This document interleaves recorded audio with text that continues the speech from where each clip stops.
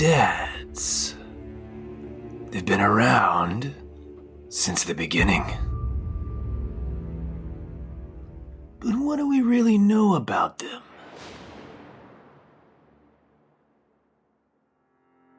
It's time to start asking questions. I'm Chris Brunt. This is Padre.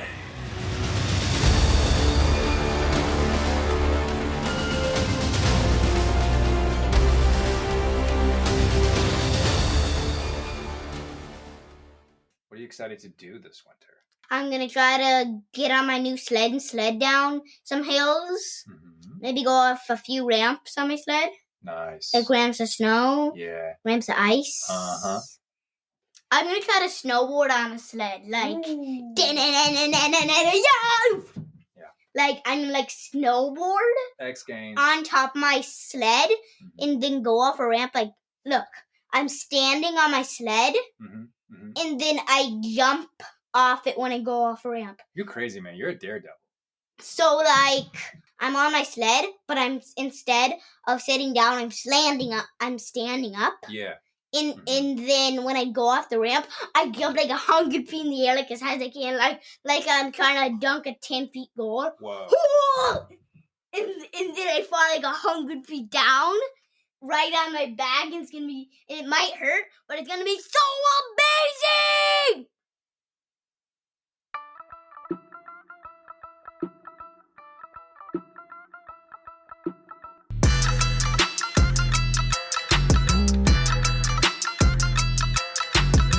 I'm going to say something very controversial and very brave. Fuck Aristotle. You feel me? If you're a relative of Aristotle and you're out there listening, this beef ain't with you. But you know where to find me if you want to talk about it. Look, I teach Aristotle, okay? When I'm forced to. And I find it tedious. The way he categorizes everything. This mania for breaking everything down into like ascending or descending layers upon layers of definition, slicing and dicing of human experience. No matter how obvious or simple the thing is, we have to break it down into these layers, and it just gets very tiresome after a while. I'm a Plato guy. I like Plato. All right? Plato is wrong about a lot of shit, but he's wrong in a really dramatic, kind of hilarious way. Plato's fun, man.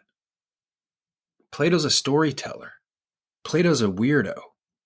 Aristotle is a nerd. Not the good kind, not the cool kind, not the fun kind that you want to hang out with, but, the really dry and dull kind. That's my take on Aristotle. However, sometimes that Aristotelian method of breaking things down into their proper categories, right, and of constructing hierarchies of value, sometimes, not very often, but sometimes, this can be a useful exercise. Take, for instance, fear. Parental fear.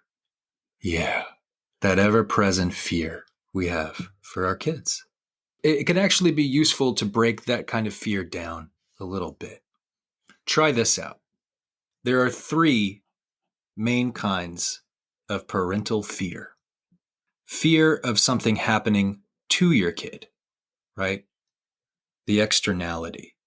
Fear of them getting hurt physically. Fear of them getting hurt emotionally. Fear of some injury or problem befalling them. God, we live with that one from the moment they're born, from the instant they're born. Are they okay? Are they breathing? Are they still breathing? Is he going to be okay? To this day, when my kids get fevers, if it's over 99, I'm on pins and needles, right? Even though I've been through this a million times, and I know that fevers are not a big deal, and we're not living in 1702. And we've got medicine and antibiotics and everything we need to make sure that they're going to recover fine from whatever illness they have this week. they're going to be fine. But they get that fever, they get a little sluggish, and my mind goes to very dark places, right? And I just start to feel that anxiety and that inner panic. What if? And I want to check on them a million times to make sure that they're coming out of whatever this thing is. Fear of things happening to them. That's number one. That's probably, for me, the most common, right?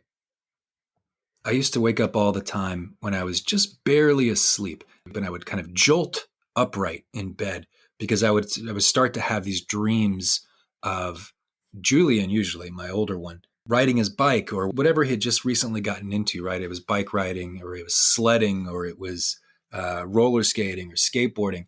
And I would have these nightmares of him, veering into traffic or going too fast down a hill and losing control, right? And they would be really, really vivid and terrible. And like right before that moment of impact, as I'm trying to kind of catch him or catch up with him, that's where I would jerk up out of bed, So those kind of fears were always sort of running underneath the surface. Even if we'd been out that day having a great time, I'm not following behind him shouting slow down the whole time. I may be calm and relaxed about it, but that night, I'm going to feel that fear and it's going to be working on me, right? It's always kind of running underneath.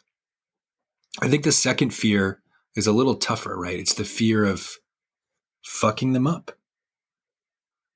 The fear of us doing something that fucks them up. Am I doing this wrong? Am I raising them wrong? Am I teaching them wrong? Am I modeling how to be a person wrong somehow? Am I just too impatient? Am I too selfish? Am I too self-involved? Do I have too short of a temper?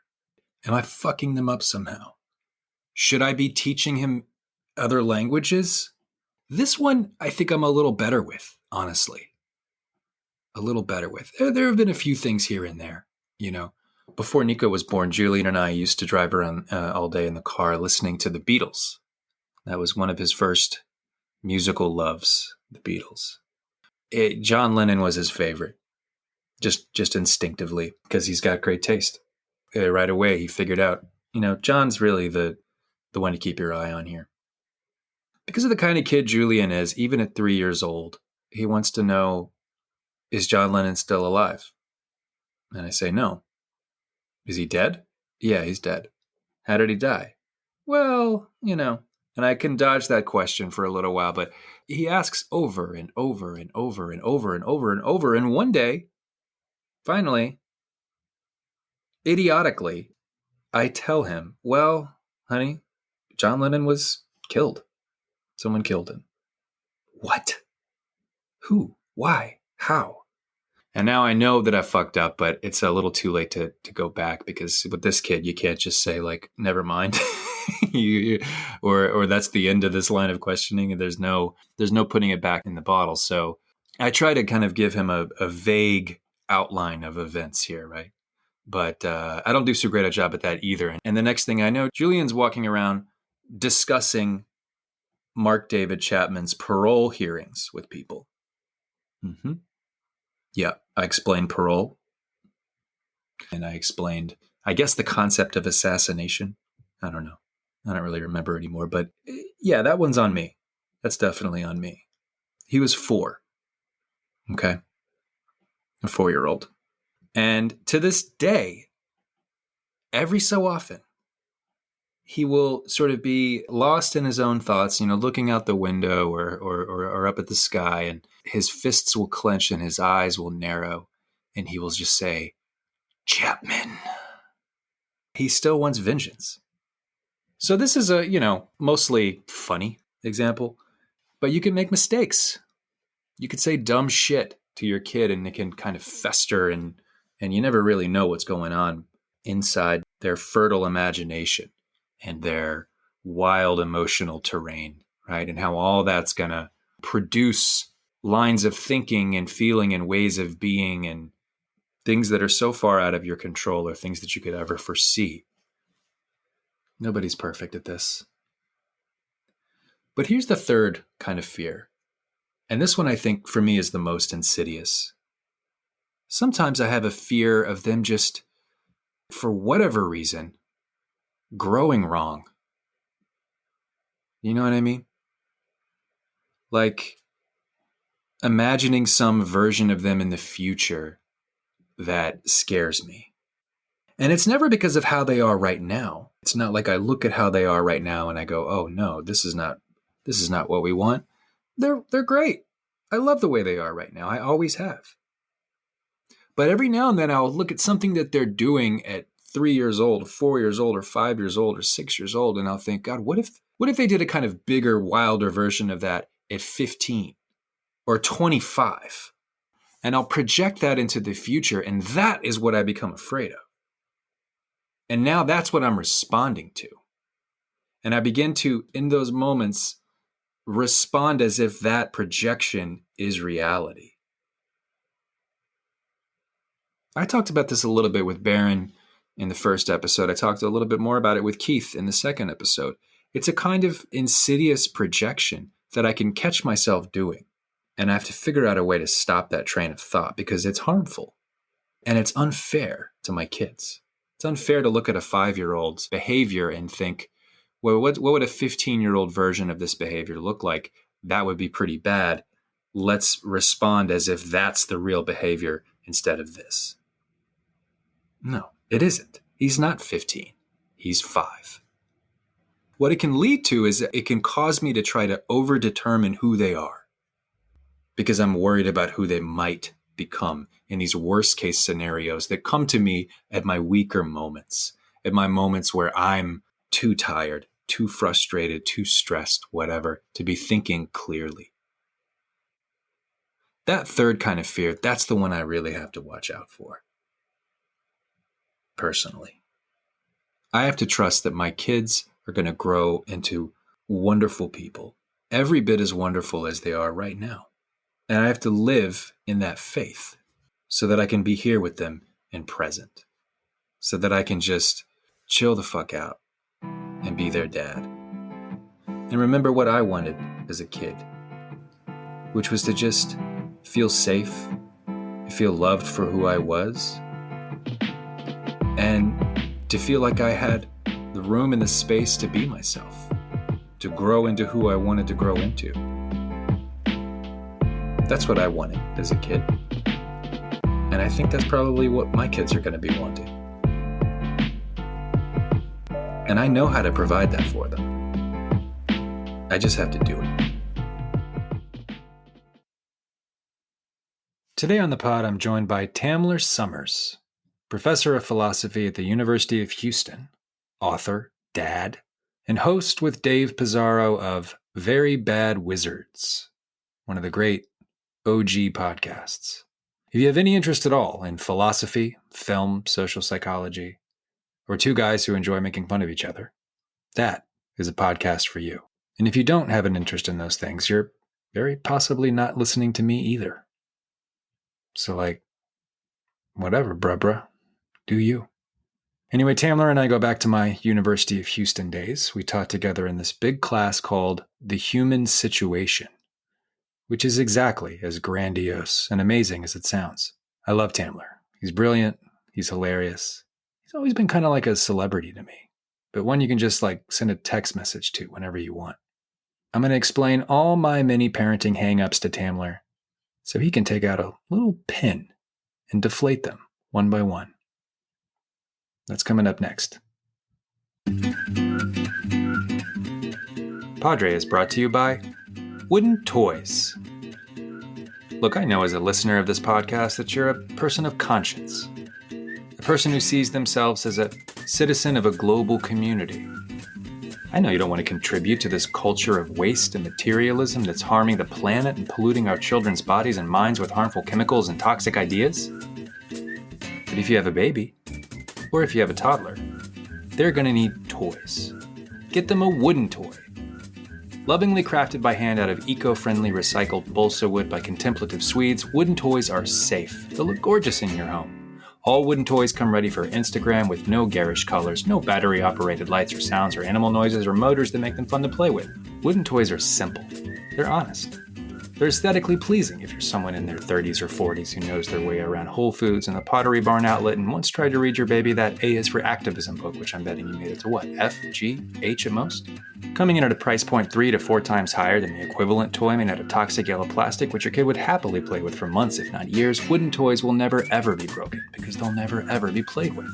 I bought wooden toys for both of my kids and they're still in perfect condition on the exact same shelf I put them on shortly after they were abandoned, which was seconds after my kids realized, wait, that's all this thing does? Just fucking sits there? It's got wheels, I guess, but they seem like wheels specifically designed to frustrate me. By a Swede in angular glasses. By a tastefully sweatered Scandinavian. Okay, where's that car that takes 12 batteries and plays robot death metal? Wooden toys. You'll try them.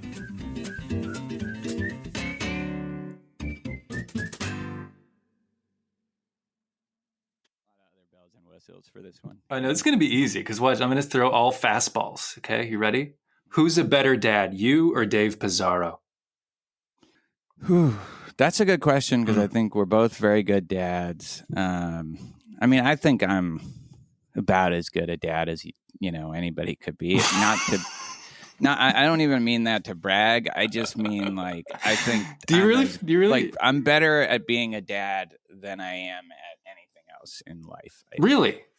Yeah. You're better at being a dad than anything than you are a podcast host, professor, husband, professor, teacher, son, sibling. You have siblings, definitely. Right? You have Husband, siblings? yes, sure, absolutely. I have a brother. Yeah, I have a younger half brother that he's 14 years younger, but we're very close. Yeah. You just took to this role, and you're a natural at it, and you never had any hang-ups or right. self-consciousness about it. You just know what to do. Yeah, it's like the Aristotelian thing. I both want to do all the good things and I'm disposed to do the good things. No, look, I'm half kidding, but I will say that like ever since she was born, I've thought it was the most fun thing that could happen. Now, she's an only child, but I just loved it from the get-go. I loved hanging out with her. I loved watching movies with her since the time she was like 2.5 years old. I've carefully crafted her movie tastes so she has all the right ones, or at least not a lot of the wrong ones. What about her music taste? Is she allowed to discover music on her own, or have you also curated that for her? No, like if there's a way in which, and I'm sure this is a way, one of the few ways in which David is a better dad, music appreciation, because I'm just like, music is a big blind spot for me. Oh, I see. And so I don't really like, she should have to develop her own taste, which is, as far as I can tell, on track to be like mine. I was very enthusiastic about certain bands, but I didn't know shit about music. And that's how she is. I think she's like loves Taylor Swift. And then, the other ones much less intensely, and kind of the normal ones. I have the same pride about the job I've done curating my oldest son Julian's musical horizons and informing him constantly as to like, here's all the greatest music ever. And telling him about musicians and telling stories about them and really just kind of filling him up with all of this musical culture since the time he was like literally in the overnight room at the hospital, and I'm playing him the playlist that I very carefully, I made. Right. And the only reservation I have is like, am I doing this kid a disservice? Like, I had to discover all this music myself, and I had to be like, holy shit, the Beatles? God, come here and listen to this. And it was this like this adventure that I was on that was mainly I was driving.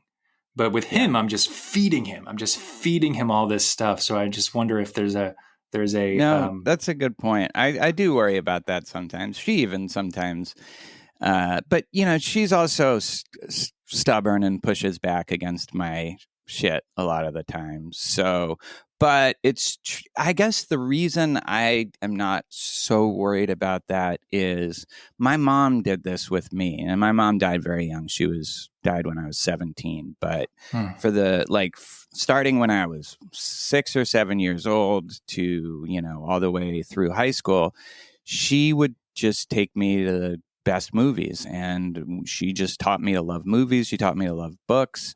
And kind of shaped my taste, not by telling, because I don't really tell her what she has to like or not like. Yeah, but it was just her enthusiasm for the movies was infectious. And at my best, I guess, that's what I am with Eliza. I get really enthusiastic about something, and she does. To be fair, we watch incredible things like Twin Peaks or Deadwood or The Wire, or right now we're watching The Shield, and Fleabag and Veep. Like, these are all just great shows. Arrested Development, Yeah. And then movies have been this whole other thing that. But I basically kind of picked up my cinephilia around the time that she was starting to turn 8 or 9, around the time where you can pretty much show them anything. I was just about to ask, because my guy is, my oldest is 6. Mm-hmm. And there's been such a long kind of holding pattern that we've been in where I'm like, yes, we will watch that, but maybe when you're 7, I keep kind of pushing things back a little bit. Did you ever show her something too soon, or when have to kind of turn something off, or how did you know when it was time to really just dive into all the best stuff? I always erred on the side of showing her something way too soon. There was rarely a time where I was like, I don't think we should, she's too young for this. There were a couple times where we had to turn something off. I remember, I think when she was 6, 7, we put on Bad Santa. You know that movie? Yes. And then I don't know, about halfway through, there's just graphic anal sex, and halfway through. It's how did you make it through the first 20 minutes? Yeah, well, she'd seen a lot of movies where people are swearing and and there's some mild nudity. Billy Bob Thornton going, my fuck stick. Yeah, you talk about my gear. If my kid heard that, he would say that every single day 1,000 times at school to strangers at the grocery store. It would just... Well, boys might be different. This, I've been showing her South Park since she was 5 or 6, and she just knows how to handle it. She gets the jokes she gets, and she has an incredible sense of humor. She's one of 5 or 6 funniest people I know, and but she just would never do something like that in school. Whereas, she has a little cousin, and when he watches South Park, he'll be pressing pickle in school. He'll just whip out his dick and go up to press it against the window. So it might really be different for boys than girls. But Lai could always handle whatever we showed her. I don't know. Unless it was also a dog dying for a while. It may be boys and girls. It's also just kid to kid, because it remains to be seen what my youngest, how he's going to kind of handle this stuff. But Julian has always he's been a sponge. He kind of has an ear for what is controversial or provocative. He picks up on that. And then, I have videos of him in his crib. So 2 or younger saying fuck, repeating the word that he heard me say down the hall and being that feels like one I'm not supposed to say, and just running with it, right? He's always had that mischievous kind of instinct. Eliza, you never. So we have people here, friends of ours, who say that I'm this evil genius of parent raising, because I've always let her do anything and have all the freedom she wants, and because of that she rebels by being really dutiful and staying, following all the rules and following the norms. But I remember once I offered to pay her to say shit or fuck. I said, $5 for shit, $10 for fuck. And, like for years, she just wouldn't take it. And then finally, like I don't remember what year it was. She's like, I'll do it. I'll say, okay. She goes, fuck. $10. So Tamler Sommers, the father. No notes. No. He gives himself no notes. Like I do think because we're such a close family, like I don't know if she's as ready for the world as she might be. Like I do think that there is a downside of her being really close, her feeling very comfortable with us, her really enjoying to hang out with us. It's like what you said for music, but just for life in general. Like I feel like at the time, and I was pretty close to my parents, but I still feel like when I was about to go off to college, which she is, I was, it's not that I was competent in taking care of myself, because I definitely wasn't that, but I don't know, like she sometimes will just not be able to handle life things. Being out in the world, just not being able to find a parking space before her friend's recitals somewhere downtown. And she'll like call us and be upset, and it's like, so like, I wonder if, not that we've smothered her or anything like that, but we've definitely, probably other parents make their kids take care of themselves more than we have. But I mean, nothing that you've described about your family's vibe, none of it has to do with like conflict or strain or tension. You always sort of describe it as there's an atmosphere of warmth, of fun, of openness, of transparency, and of sort of shared appreciation for life. And there's nothing healthier than that for a family, for the way family relationships can. And that's not necessarily how I grew up, right? Like, and the idea is that if you have those relationships that are primary in your family, that you at least have learned what good, healthy relationships are like, and then you'll eventually seek those out and build those for yourself out in the world. Like the parking space thing will come, right? Like you'll eventually learn to deal with disappointment, but you have these models and sort of archetypes of how to treat people that you've grown up in, you've been nurtured by. So if there's a trade-off, you're definitely on the right side of things. But I think so. I mean, then again, you've got Paul Bloom, right? Your friend who says that we don't matter at all, right? That there's no such thing as parenting, right? It's really just your genes and your peer group that.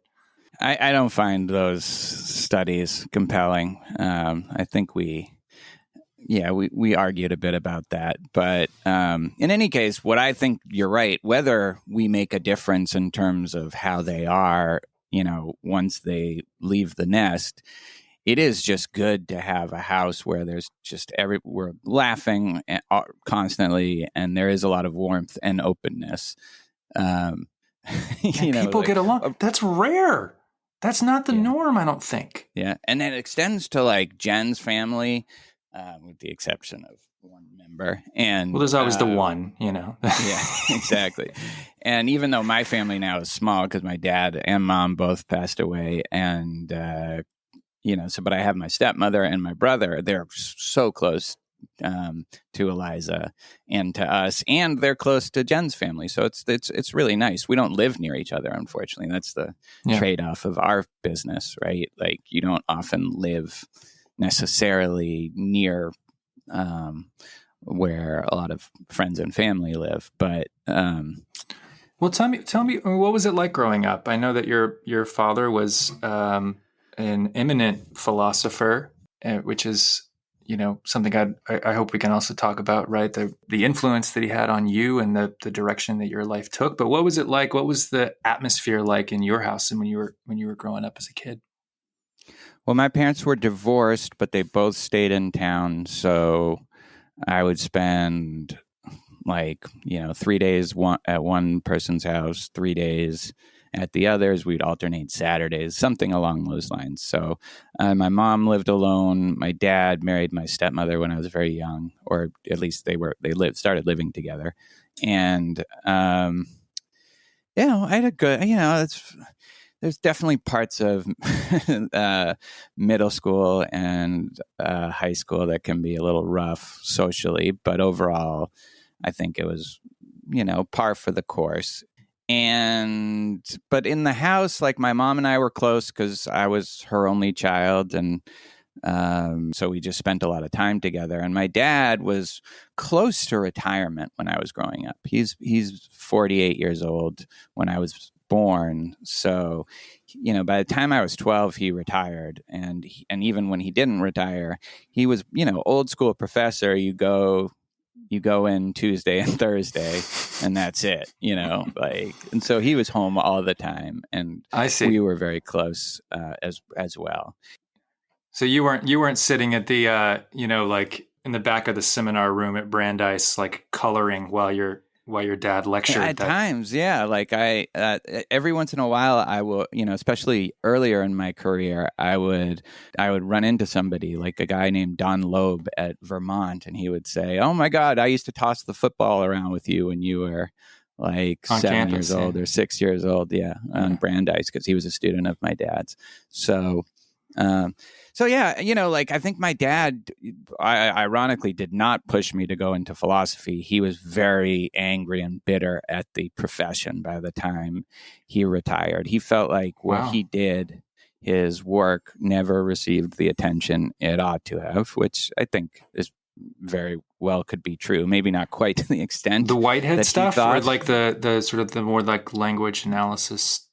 I mean, the algebraic term logic, like he came up with this kind of new logic that was algebraic in that it could be solved. Like a lot of, you could derive proofs through algebraic notation. And yeah, it was, you come up with a new system of logic. You think, you're going to get a lot of credit for that kind of thing. Yeah. And he had this kind of Jewish immigrant thing where he was never accepted, he thought, at like the Harvard, Harvard royal philosophical royalty, the Quines and the Putnams, and always felt a little bit slighted by and it actually, I think I've been influenced more or less a cautionary tale is not to have my self-worth too bound up in what other philosophers are thinking of my work, like being led into the elite club.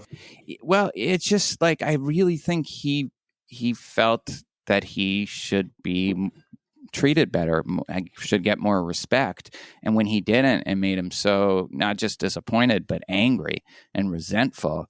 And did he share that with you, or does that feel like something that you observed? He did. No. Yes. No. Yes. Oh God, yes. To a point where, everybody would try to say, "I don't understand. Look, you were a named chair at Brandeis. Like, what do you want?" And he would say, "No, but and I think like he was overall, I think, a happy person, a very, very good father. And he had a good time in his life, but it definitely darkened his last 30 or 40 years, the fact that he felt like this. And, it's mind-boggling to me, like that I would just get that worked up over what a bunch of philosophers thought of my work is just, I can't relate to that. But that's just, like it was a bigger part of his identity than it is of mine. What drew you to philosophy? It certainly wasn't wanting to have the career that he had or follow necessarily in his footsteps. What was the pull? Well, I don't know if you know this, but I went to school for playwriting at Columbia for a couple of years, not right after college, but the year after. I didn't know about the playwriting. I knew that you were going to be a writer and that you were going to be, a novelist. I thought was the ambition, but playwriting for Columbia is a big deal.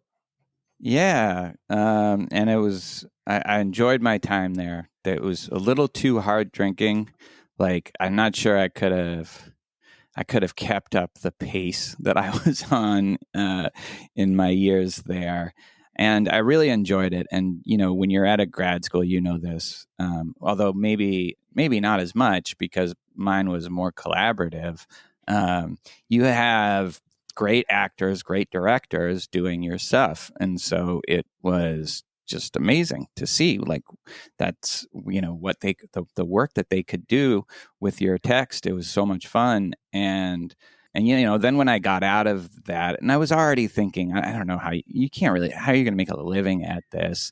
But also then I got a couple of things like staged readings and one play off Broadway. And the level of actor that you get is when it's now just, they're not doing it for their degree at Columbia. They're doing it just, if they need a gig. Yeah.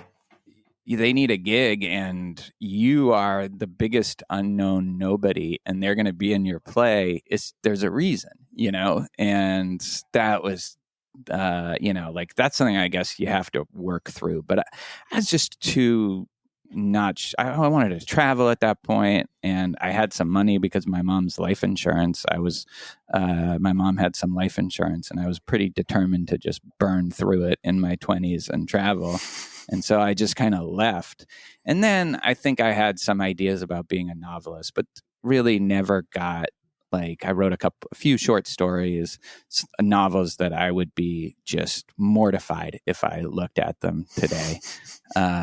And I think I'd be mortified about a lot of the thing, even though I had a great time. Like there's not a lot of memories where I'm like, oh man, yeah, that was good. That was good quality stuff. You don't feel that way about the plays though. It sounds like, you had to play off Broadway. That's a big deal.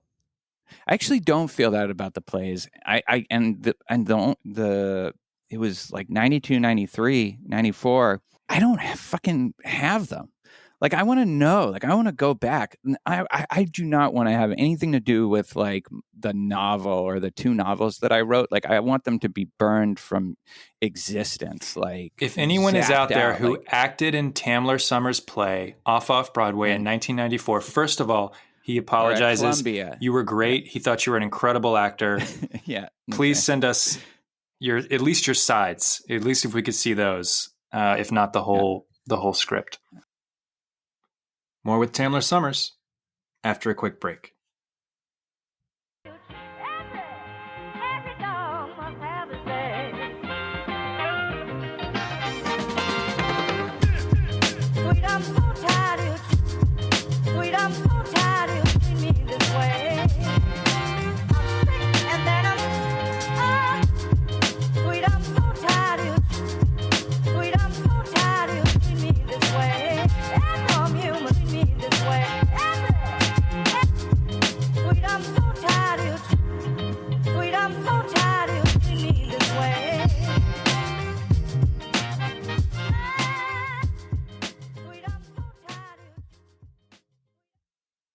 So I wonder, though, if teaching books like the Iliad and the Odyssey and the Bible year after year after year for as long as you've done it ever kind of messes with your sort of parent mind a little bit. Does that ever kind of get in there and rewire you a little bit or make you think?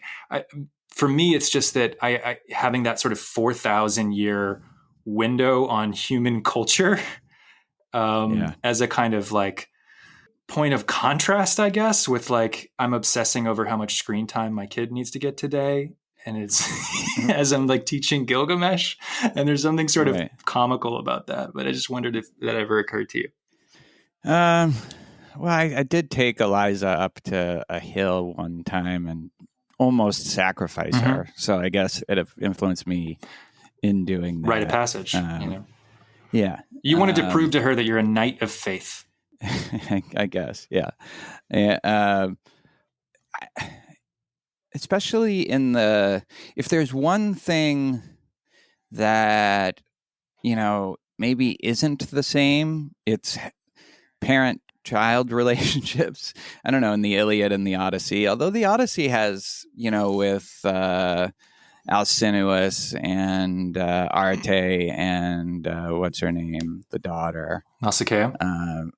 Yeah.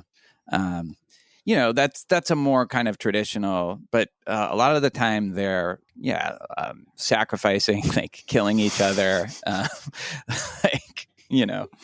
murdering each other in the bathroom. Well, in the Bible, and in the tragedies for sure. But in Homer, it's a little bit more of a, there's more sentiment to it, right? There is more like familial attachment. There's a more emotional attachment. Oh yeah, like Odysseus and his father, or Priam and Hector. Beautiful. Yeah.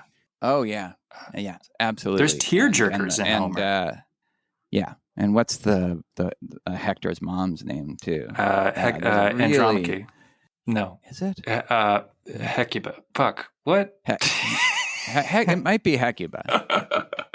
Cut this. Anyway, she has a very beautiful scene with and heartbreaking scene with Hector. So that's true. Yeah, on the wall, right? Like you need to stay here and protect us. And he's like, sorry, that's not what we do here in Troy. I'm going to go die on this battlefield and get my Kleos. And you guys are going to be thrown from the ramparts and enslaved. Yeah. Bye. Yeah. Which is how we feel when we go off to work in the morning, right? Like, sorry, son. This is what a man does in our culture. Exactly. It's our duty. We're honor bound to do. I'm honor bound to pass you over to the strange woman at daycare as you scream like, please no, please don't leave me. Oh my God, you got to treasure those times. My daughter just had her last day of school yesterday of ever going to school here. Life. Wow. And it was a very emotional day for me yesterday. I mean, you're in a world that I can't even really fathom or imagine right now. I mean, I'm in the land of kindergarten and daycare, and you're sending your daughter off to college. What did that feel like?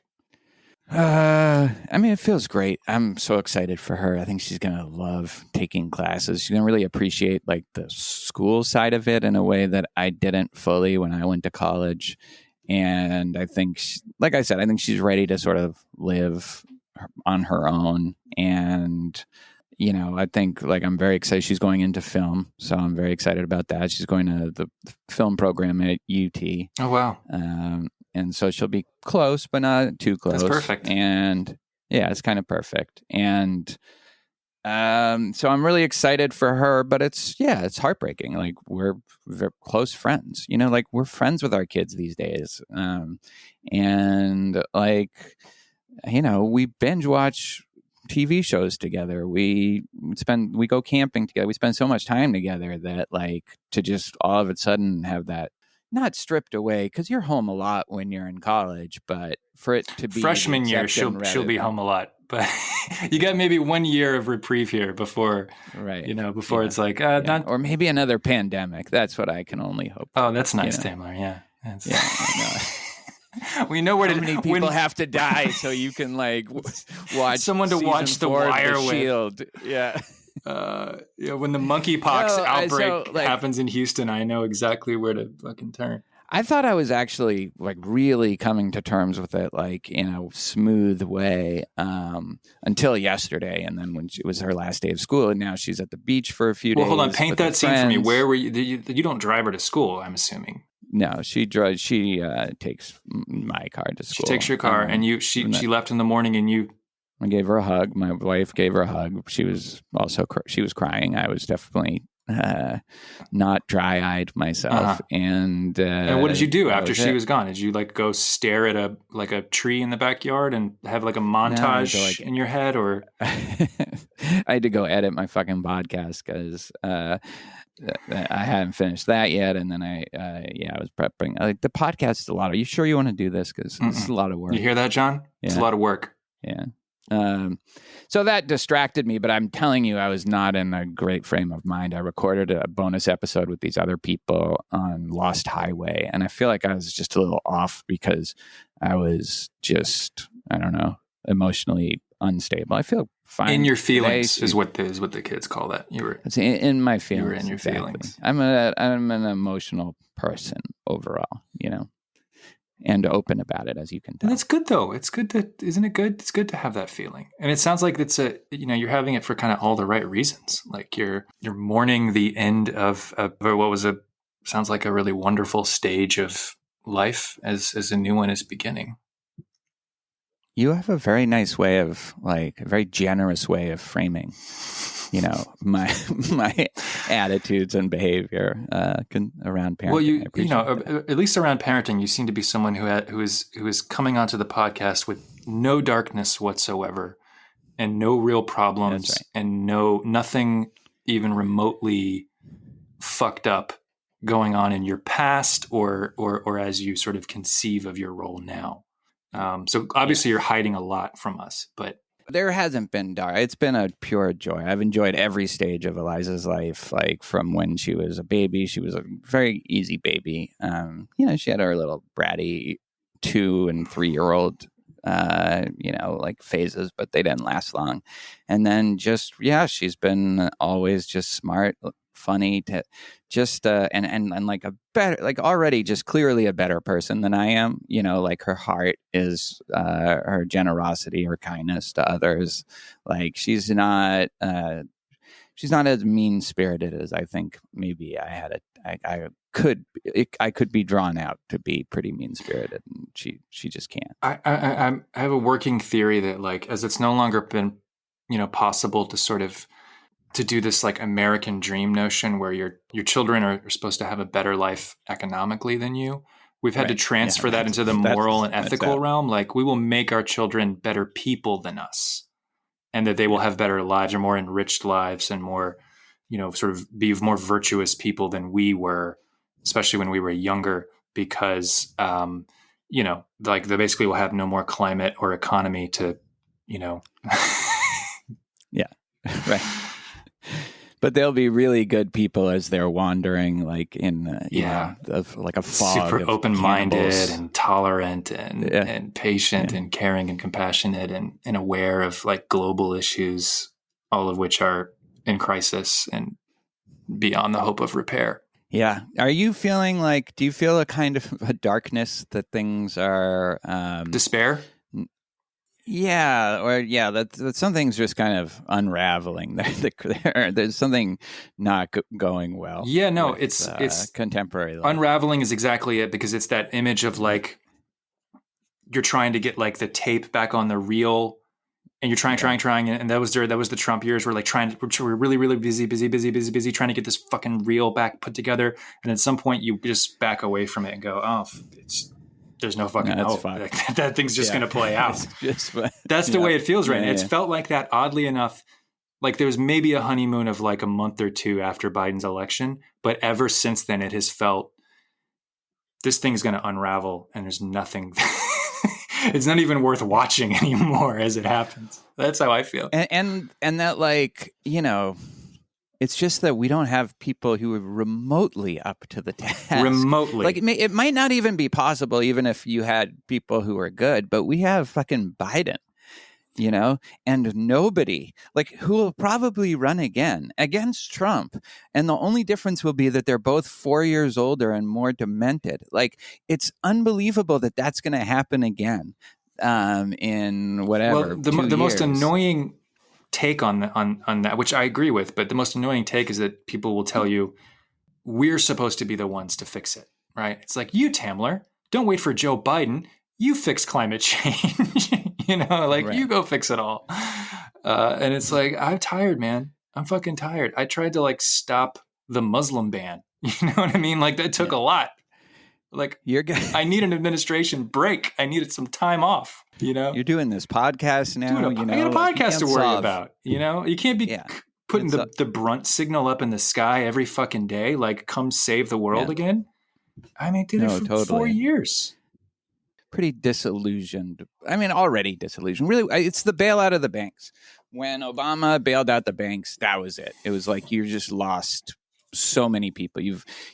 I think the credibility of American institutions, to the extent that they still had them after the war, was just all gone after that. And now you had these two disastrous wars that nobody can defend, and you have the bailout of the banks after this financial collapse. It's like nobody has any faith that these people will do anything good for anybody besides corporations and rich people. I don't know, man. Have you been picking up on this sort of discourse around fatherhood that's out there right now. There's a book by Michael Chabon that came out a couple of years ago. There's a brand new book by Keith Gesson called Raising Rafi, and it's probably not on your radar because it's mostly like it's about him being a father to his son who's like 5, 6, 7 years old. So there's these new books that have come out by like male novelists that are memoirs of parenting, especially parenting younger children. And there's just like the kind of Atlantic article mill has sort of turned its sights on this sort of notion, like the institution of fatherhood right now, as a country, as a culture, like in this crisis of masculinity, right? Like that the very notion of masculinity is becoming, a sort of toxic idea. And so the question then is like, well, what kind of footing does that put fathers on? And as fathers are trying to learn how to be these like nurturers and caregivers and exist in partnerships that are not, with strict gender roles. And it seems like there's a lot of kind of like getting tied in knots and wrapped around the axle about what fatherhood is right now. And I wondered if any of that had kind of come your way, or if you think about that at all. Yeah, no, not at all. Like I think that stuff is. I have a visceral just dislike for any parenting discourse, like period. I never was influenced by any of it. I just feel like I'm not trying to optimize being a dad, either morally or, I don't know, in terms of setting my child up to succeed. Or what do you mean? What do you mean like optimize being a dad? I feel like a lot of these books are like, if you're not reading to them like this many minutes a day, then you're like, people are looking for studies and stats that will set their child up to succeed and be a productive member of society and have self-esteem and all of that. And I think like this is purely my view, just based on, being a parent to one child, being a child myself. Like you have that kind of unconditional love in the family and a transparency and a kind of honesty with each other. And that's all you need. I don't have a boy, although I have a lot of like, little nephews that, but like, it would never cross my mind to think like, I need to teach him how to be a man, or I think it's usually aimed more at the fathers themselves, right? Not so much about like, should you try to like mold some sort of masculine persona in your son, but what does your own kind of relationship to masculinity mean for you as a father? Well, we're yellers in my family. And like my mom was Israeli, and so like basically our communication was just us yelling at each other. That's just like how a lot of the time how I communicate with people, how I communicate with like the television, like the Celtics tonight is going to be me yelling. Your students, you just stand at the front of the room and shout at them. Just pouring abuse on them, like personal kinds of insults. This is why you have such a stress-free way of moving through it. You're just constantly yelling at everyone, and they're terrified of you. Exactly. It's so cathartic for me, It's so easy. Everyone just does exactly what you want all the time. No, look, it's like, I don't know. It's simple. It's like hang out with your kids. They're fun. They're really fun to hang out with and do fun things with them and joke around with them and love them and show that you do and show that you're there, that you support them. I don't see what that has to do with like any masculinity related thing. Like it's just like I don't feel like a man should be more removed. So am I too effeminate in how much I, take care of her, or,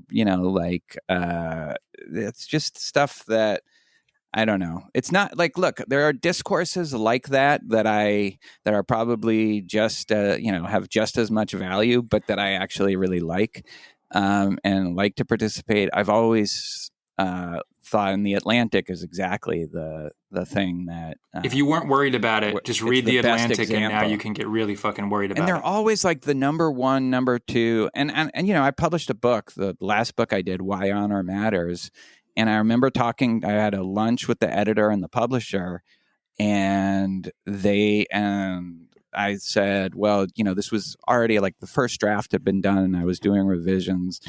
And I don't know, maybe it was a jokey kind of question. Like, so any advice how to turn this into a bestseller? The publisher said, unless you can make it seem like if parents don't read your book, like they're letting down their kids. It's such long. That's not even as extreme as I thought it was. It was like, unless you can turn this into a crisis, which only your book can solve. Right? Yes, right. Yeah. No, right. In this, it was just an individual parents need to read it, and there's still hope for their children. But, and I was just, I mean, the last thing I could possibly do would be put out something like that. Never. And also just read any of that stuff. I get that people are, that it obviously generates a ton of interest. It's just not to my taste. So, yeah. What about you? I can't not read that stuff. And I think that I overthink all of this, but I have two boys. I was parented in a really traditional way, and like a really kind of from an authoritarian model. Why can't Tamler be my dad? I just want to hang out and talk and watch cool movies and like laugh and like use profanity. I'll be your dad. Thanks, man. Where were you in fucking 1989 when I needed you? Yeah, sorry. But you were trying to be a playwright. Wait, how old are you? I'm 39. Yeah, so I mean, I came from that. Like that, my upbringing is always kind of in the background of who I am as a parent. Mostly as, you're trying to make sure that you've evolved.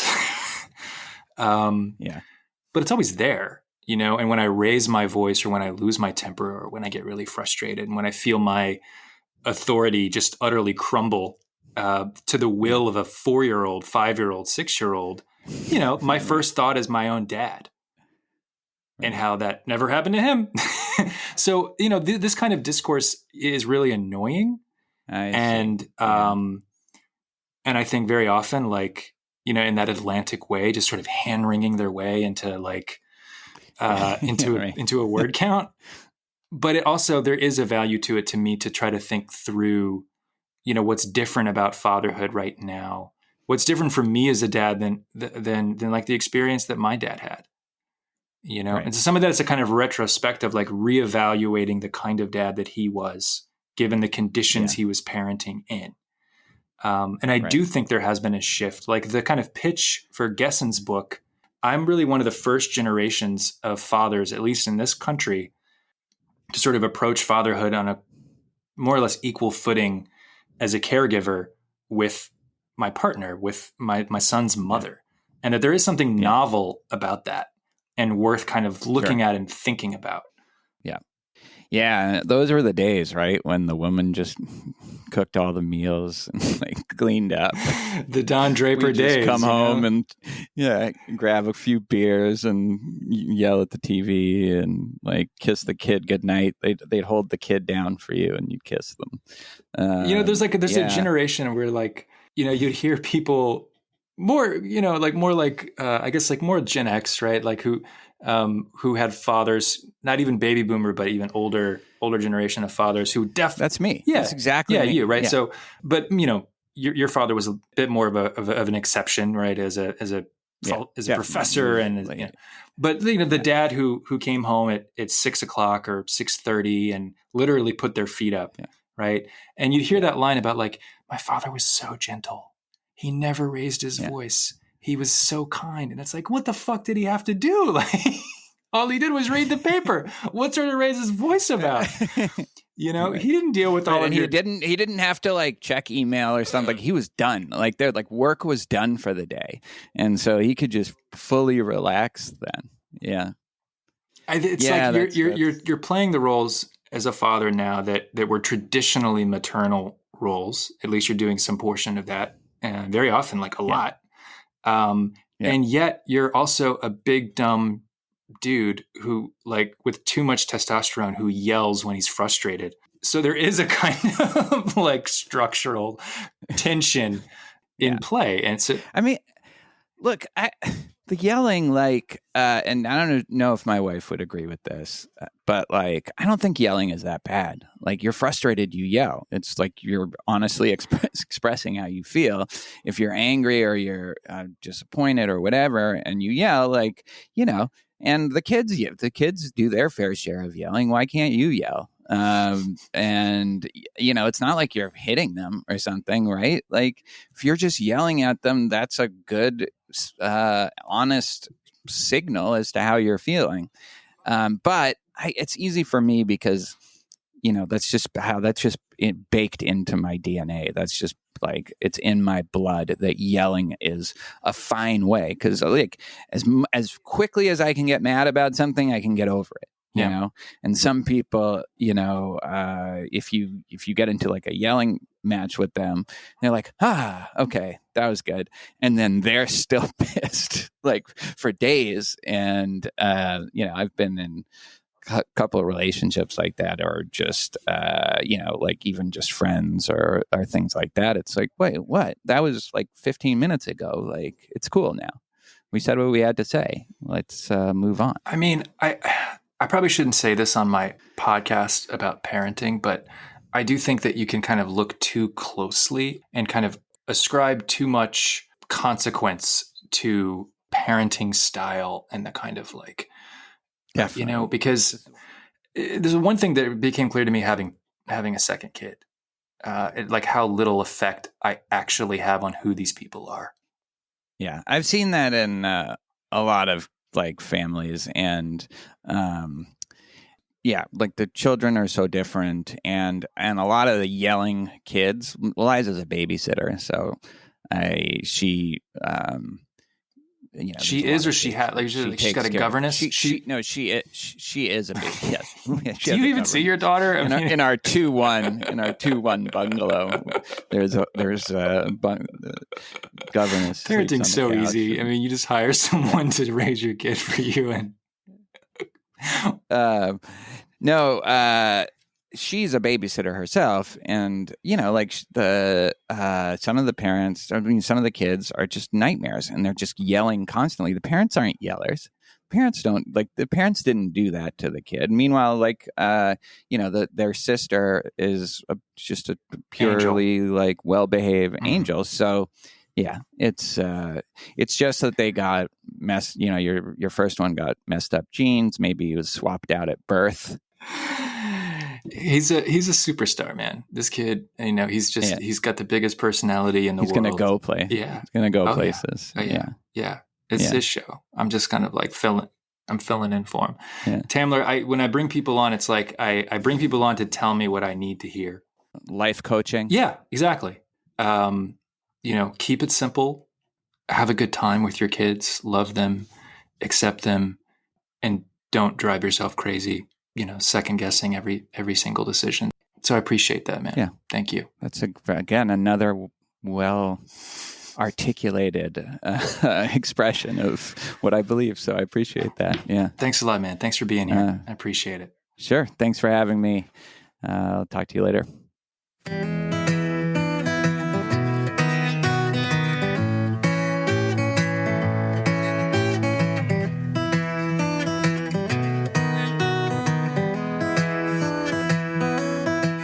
He loves it when you sing to him. Barkers, hybrid figures in your war. You fight with pirates, raven boar. Out of my window, looking in the night, I can see the bargains from my bed. I will see you in the morning. In the morning, we'll have some fun. Let's go now. It's time again to confer the Not a Terrible Father in this One Instance Award. One thing we got to be sure about here on Padre is to lift up the new fathers among us. Not every NATFITOIA can be an old hand, a veteran. We LeBrons have to give it up for the Ja Morants, the Donovan Mitchells, the young guns. Those dads who are still like, holy shit, a baby. What do I do? So in that spirit, this week's NATFITOIA goes to a very special person in my life, whose name is Vishal Agraharkar. Vishal is a civil rights lawyer and a staff attorney at the ACLU of Virginia. In other words, he's part of the DC deep state. He's also a newish father to a beautiful 1.5-year-old girl named Annika. Vishal and I grew up together. He's one of my best and oldest friends, and I love him dearly. To no one's surprise, he's a great dad. But we got to keep him modest. As hard as that'll be, given his gigantic ego and the haul he's about to get. This NATFITOIA hardware. Okay, here we go. Calling him up. Hello. Hey, man. What's going on? Hey, man. How's Annika? What's going on? What's going on in Babyland? It's good. She's talking more and more. She's even getting into some letters, which is cool. What do you mean getting into just, letters? What is that? Like, that's her main area of interest right now. Okay. A through G. A through G. She's really big on those. She's not big on E because it looks a lot like F. So she just gets confused. She's like, well, that's an F. And I said, no, this is an E because it has this third extra little prong at the bottom. So that's she rejects that. She's like, no, you fucking idiot. She does. It's still an F at base. She doesn't have time for those kinds of nuanced distinctions. A lot of songs, like alphabet songs. It's bath time. A lot of it is during bath time, and it'll, sometimes I'll put it to music. Other times it'll be like Jeopardy style, questioning. You play Jeopardy with her? She's 20 months old. Thinking about. I mean, this is a little. Is this more about you or more about her? This is about us, and I'm tossing around the idea of making these cute little buzzers and having her and her cousin just whack at them. Try to whack at them and get them to kind of give the right answer. This is obviously something that no one else in my family wants to do. I think you should do it, and I think it should be a wrong answer buzzer that you get when they get the answer wrong. You're like, I'm gonna actually add that. That's a great idea. Yeah. I think they'll like that. I think they'll appreciate the honesty of that. Yeah, kids are all about truth, man. Kids are all about like fairness, truth, honesty. They don't want you to sugarcoat shit. They just want it straight up. I think that's right. Until they're like 4, and then everything has to be sugarcoated, literally and figuratively sugarcoated. Yeah, no, things are good. How are you? Julian started karate, so that's what's new. Ooh. Here. Yeah, karate. That's what's happening. I just took his gi to the tailor so that they could sew on the special Okinawan patch. So he's like super official. He's become, I don't know, sort of like a Kardashian. Like it's like he leaves the house and he like yells at his mother, like, don't forget to make my hair appointment with Caroline. And then he sees me and he's like, don't forget to take my gi to the tailor. Okay, bye. And it's like, we work for him. We're his staff now. That sounds like Julian. Yeah, man. 20 months old. That's a lot to have a 20-month-old. It's a lot less than having a 2, 3, 4, 5, or 6-month-old. It's actually a fun time now compared to what it was like. Oh, you feel like things are getting easier? Yeah. You're on like a downhill right now? Oh yeah. Things are a lot easier than they used to be. That's for sure. Why? Because you're getting so much better? Is that what it is? Your skill set? No. Well, that might be part of it, but it's your mentality. I think she's just. I mean, when a kid is able to sleep and eat, that just makes all the difference. It's huge, and then it relieves the pressure on everything else. It makes them happier. You're just not as stressed out all the time. Isn't it fucking bizarre that human babies are born not knowing how to sleep? It's like, don't you think like they can't sleep? Shouldn't that have been like included in the original software? Like, how did we evolve to become people who have, to become these creatures who have to be taught how to sleep? Have you ever seen a video of a giraffe being born? No, and I don't know that I want to see that. Well, you should actually Google that immediately after this call. But I don't love they fall necessarily. But go ahead. Well, they fall like 6 to 8 feet, obviously, because they're being birthed by a giraffe.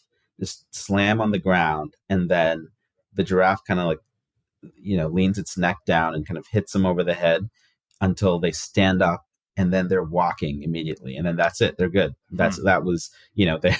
It's basically the exact opposite. How much for human? How much giraffe porn would you say that you tend to watch on it? Those first few months, I was watching a lot with envy. Less so now. Yeah, man, I remember those first few months. I mean, I've done them twice. I mean, didn't you tell me at one point that was it Julian who had a milk protein allergy? Yeah, they both do actually. Both my boys have that. They both Mhm. do. So Annika had the same Technically thing. milk protein sensitivity, I believe. Yeah, no, that's exactly right. It's like a misnomer. It's not an allergy. It's really more like an intolerance or insensitivity to dairy. A prejudice And, toward the milk exactly. protein. Yeah, a bias. Towards the cow's milk Cow's protein milk. in That's particular. right. Julian will still walk up, dude, at trick-or-treating, he will hold up the whole line at every house and sort of scrutinize the basket of candy, and he'll be like, which of these isn't cow's milk? Wow. And the person at the door will But- be like, what? I mean, okay. Like, they're just like, you know about cow's milk? Like, and they just sort of deal with him on that level for a while. So he still has the trauma of the. Does he still have the allergy? He still Or the has it, dude. He's 7 and he kind of still has it. Wow. Well, Annika's grown out of it. So, and I think most kids grow out of it. And she really just had it for a few months. But as you probably know, it's just a huge pain when they do have it, because it means that she was just in pain all the time. She couldn't sleep. She couldn't eat. We didn't know that even breast milk was hurting her. And the other big problem for her was that we couldn't, for the life of us, get her to take a bottle. The only kind of nipple-shaped thing that she would accept in her mouth was my wife's nipple. A genuine article. Yeah, exactly. Or there was one other thing, which was incidentally my pinky finger. And you've seen my pinky finger, but it's shaped kind of very similarly to a standard nipple, has a good texture. Yeah. And so she would take that for soothing. Em was basically doing all of the feedings, and I was almost entirely useless for all critical tasks except for helping get her down after her feeds with my pinky finger.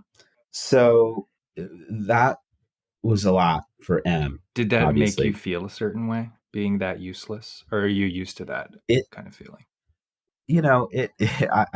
I'm not used to that, but I'm just not. I wasn't used to anything with respect to children. Right. So it was a bummer. It was a bummer, but it was just a lot worse for Em because she had to do mostly everything. Yeah. So then maybe I think it was about 3 months into her life that Em still hadn't spent a single night away from Annika. Yeah. She obviously needed a break. She seriously needed a break. And she had been invited to a bachelorette party, one of her good friends' bachelorette parties. And she was thinking about skipping it. She was worried about leaving Annika alone for even a night. So I wanted to kind of let her have at least this one night. So I was pushing for her to go, and she kind of reluctantly agreed. So we drove out to her parents' place in New York, and then she went out to Long Island to kind of meet up with her friends. Her parents had plans that night, so it was really just me and Annika for the night. And Em went out to Long Island and, tried to have a night where it was just her and her friends. Uh-oh. Yeah, it was harrowing. It was harrowing. It was that's fucking harrowing. Actually, at the time, I was nervous. I was trying not to kind of show that, because I was trying to kind of say this is all going to be fine. You're, just have a good time. Don't think about us. And even looking back, I was actually I was trying to pull up some photos and text messages of that night, because I don't know if you do this, but I tend to forget all of the kind of the bad or not so great moments and kind of play up all the good ones, kind of like a gambler, just like exaggerating their winnings, kind of underplaying their losses. It's kind of the same way for having a kid, I think. I like that. And it's pretty clear now that it was actually pretty rough, and I was kind of trying to paper it over. Em she left, and then she must have texted me every half hour or so while she's trying to enjoy this bachelor party, and asking me status update. How's it going? Is my child able to eat anything? Is she starving? Now she's become her child, right? Like once she's separated, it's like, where is my child? Do you have my child? Right. Yeah. And I was texting her back, telling her everything, basically trying to reassure her, telling her not to worry. I saw one text exchange where she was like, how is everything? And my response is, great. I'm about to give her a bath and we're listening to music. And that, that's technically true. Behind the music was me desperately trying to have her eat anything, have her take anything from the bottle. She's just and screaming her face off at you. Screaming her face off. I would spend maybe an hour to try to get a half ounce of formula in there. Anytime that I wasn't trying to feed her, I was just trying to rock her on this little baby rocker, try to calm her down. And she's got this, from the video evidence from that night, she's making this like very sad sound where she's like trying to self-soothe, and it's just not going well. Just the whimper, the moan, the baby moan. And there's so many photos that I'm trying to take, just trying to find any kind of split second of where she looks. Where she doesn't look like she's not in agony. Absolutely miserable. That she's like taking a breath between cries, and so she looks like she's not crying. You could have just photoshopped, at this point. You're just like, fuck it. Like just dump this into the software. Because I had a lot of time at that time to play around with Adobe Photoshop. Or just filter, man. Instagram filter. That's what you should have done, Just give her like a cute dog nose that covers up. No, she looks like she's from the 1840s. But also terrible. I was taking photos and kind of just sending them to Emily as like just a proof of life, video for a kidnap victim. And she's responding back and saying, "Oh, she looks so cute. I'm glad things are going well." But, that's not what was happening. I guess eventually I got her to take the bare amount that she needed to fall asleep.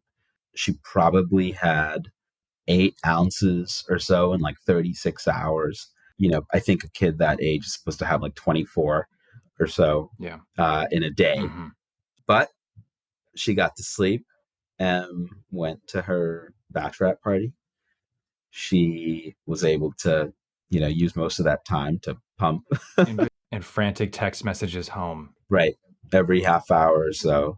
Yeah. Telling her things are going great. Just gaslighting things her. Are going swimmingly. Yeah. The most obvious gaslighting, but both sides wanted it. The next morning, because I was trying to avoid having calls with her. It was just text messages. Yeah. I wasn't even taking her calls, right? Because I didn't want her to hear what was happening. But the next morning she did call on her way back. And at this point, her mom was back. And she said something like, "Well, has she been eating?" I heard her mom start a sentence with "wow," just ratting you out. I ran over and I was like, no, everything's fine. She's eaten so much. She's so eating full. So well. That's what your mom was trying to say. So well. Exactly. Oh man, it's so stressful. It's so stressful. And then it is. You know what the nice thing is, man? When you have the second one and this happens, you're just like, yeah, they'll be fine. What, 8 ounces? That's plenty. Like live on 8 ounces for months, probably. Yeah. But that first time through, man, it feels like the stakes are, to go back to your gambling metaphor, right? Like, you got all your chips on the table. There's nothing more. Yeah. There's nothing more important. It's just her, and she looks so sad. And came back home, and were you just like triumphant? Were you like, did you continue the long con when she came home, or did you just break down weeping at her feet? I was so happy that she was home. I mean, at that point, the con was over. Like, I mean, everyone, was on the same page where, okay, we have a crying baby who hasn't eaten anything. But, she had her night away. She had a good time with her friends. I mean, it's, yeah, man. I was able to do the absolute bare minimum for one night of keeping our child alive. You're being modest, and and I know she needed that, man. I mean, moms fucking need that, and especially when the baby's still a baby, and they're the thing keeping that baby alive, right? They're the entire source of nourishment. It's so hard for them to get any kind of break. I barely remember the first 3 months. I have a few kind of moments that I can remember, enjoyable moments, but also a few really not enjoyable moments where everything else is kind of gone. And your brain is just not making a lot of long-term memories when you're that sleep deprived and overwhelmed all the time. So it makes sense that a lot of it just gets kind of washed away with the tide. But you remember the beauty, and you remember the love that the three of you have for each other. And those moments where you got through something, right? You got through something hard, Right. And nothing really all that bad happened. And all of your worst fears didn't come The true. kid was fine. Yeah. That's what it is, man. And hey, I've got something actually that kind of speaks to that. You know how ever since we were kids, I've been making the argument that you are terrible at stuff. Yeah, that rings a bell. I think I make the same argument about you, but yes. I have a surprise for you. Really? Vishal, it's my honor on behalf of Padre to present you with the Not a Terrible Father in This One Instance award. Wow. For serving with distinction as Annika's dad. Congratulations, my friend. Oh my goodness. I'm so honored and looking forward to the envelope containing some money that goes along with that prize. Congrats, buddy. Thanks, man. You seem to be doing a pretty good job as a dad. Well, I appreciate that. How much of that do you attribute to like following my lead? You know, the example that I've personally set. Almost none of it. I think I'm gonna get some tips from your podcast. You're blazing a trail, man. You're doing it your way, and it's beautiful to watch. And listen, man, you really are a great dad, and I love you. And keep doing what you're doing, man. Love you too. We'll all get through this together. Okay, buddy. Yep. We'll talk to you soon, man. All right. Thanks, Chris. All right. That's our show. Thanks to my guests, Vishal Agraharkar and Tamler Sommers. Remember to go check out the Very Bad Wizards podcasts if you've never heard that. Longtime hosts Tamler and Dave are a delight to hang out with. And you'll learn about things. About ethics and honor and David Lynch and sex robots. Delight.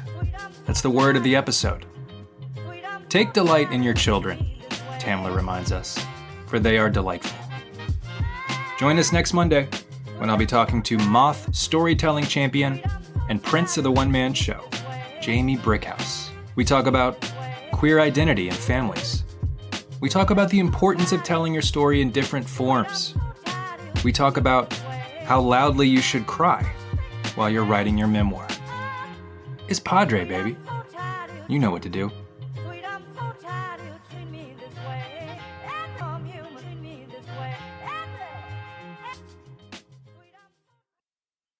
Padre is created and produced by me, Chris Brent. Original artwork for the show is by David Wojo. Original music is by Charlie Harrison. Special thanks to Brad Franco and Julian and Nico Benz-Brunt. But this episode is now over.